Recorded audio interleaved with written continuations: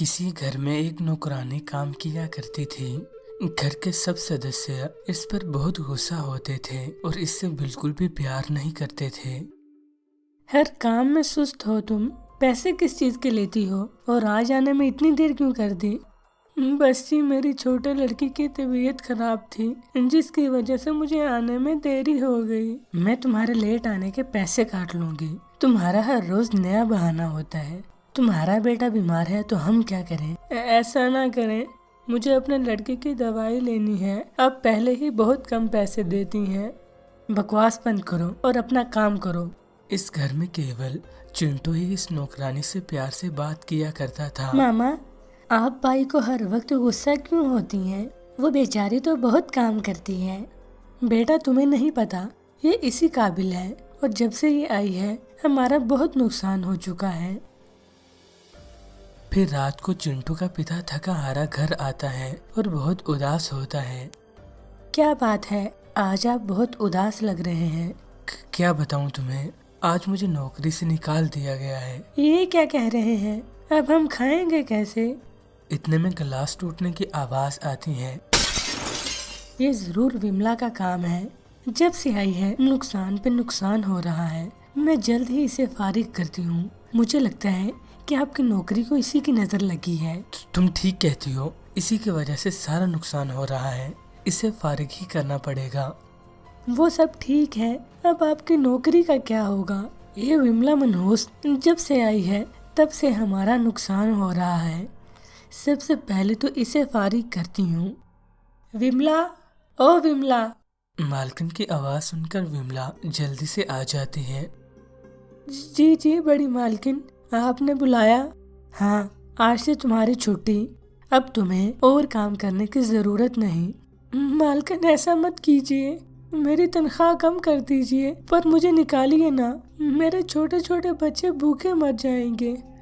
बकवास ना करो, जब से तुम आई हो हमारे तो दिन जैसे खोटे ही हो गए हैं। अपना सारा सामान पैक करो, मैं और रवि तुम्हें तुम्हारे घर तक छोड़ आएंगे।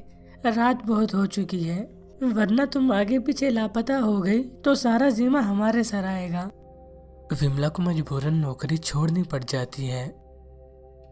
रवि और इसकी पत्नी विमला को छोड़ने के लिए निकल जाते हैं। मौसम बहुत खराब होता है और बिजली भी बेहद कड़क रही होती है, जो विमला, रवि और इसकी पत्नी को आगे बढ़ने नहीं देती। मुझे लगता है ऊपर वाला हम में से किसी से नाराज है, इसीलिए हमें आगे जाने का रास्ता नहीं दे रहा। जरूर विमला मनहूस से ही नाराज होगा। मालकिन, ये आप क्या कह रही हैं? ठीक ही तो कह रही हूँ। अगर ऐसा नहीं है तो हम सब बारी बारी उस पेड़ को हाथ लगाकर आएंगे। ऊपर वाला जिससे भी नाराज होगा इस पर बिजली गिर पड़ेगी। ठीक है, ये सही आइडिया है। चलो विमला, पहले तुम जाओ। विमला अंदर ही अंदर डर जाती है। चलो विमला, पहले तुम जाओ। ये क्यों जाएगी, मैं जाता हूँ। रवि ये कहकर इस पेड़ के पास से होकर आ जाता है, पर इसे कुछ नहीं होता।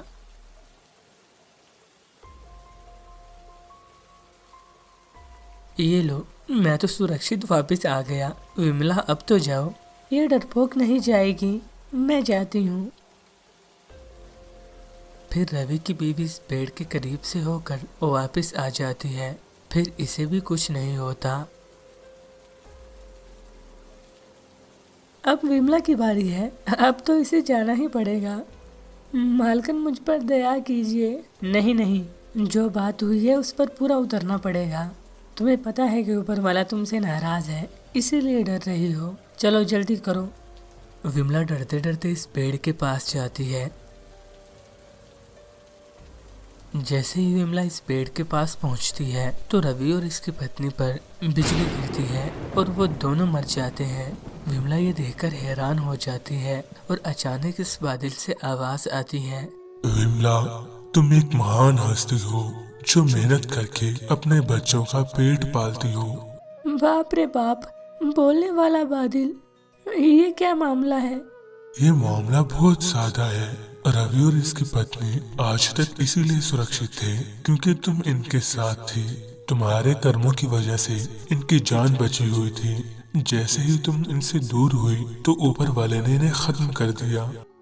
अच्छा, तो ये बात है। ये सिर्फ मेरी वजह से बचे थे। ऊपर वाले तेरा लाख लाख शुक्र है। मैं तो अपने आप को मनहूस समझा करती थी कि ये आपने क्या कर दिया। मुझे आपसे दिली मोहब्बत थी। बादल, इनको जिंदगी दे दो दोबारा, चाहे मुझसे जिंदगी छीन लो। ऐसा हरगिज मुमकिन नहीं। ये क्या हो गया? काश मैं इनके पास काम ही ना करने आती तो ये सारा मामला होता ही ना ये मुझ पर जुल्म करते और ना ही आज इनकी जान जाती। तो बच्चों, हमेशा किसी को भी नीच ना समझो।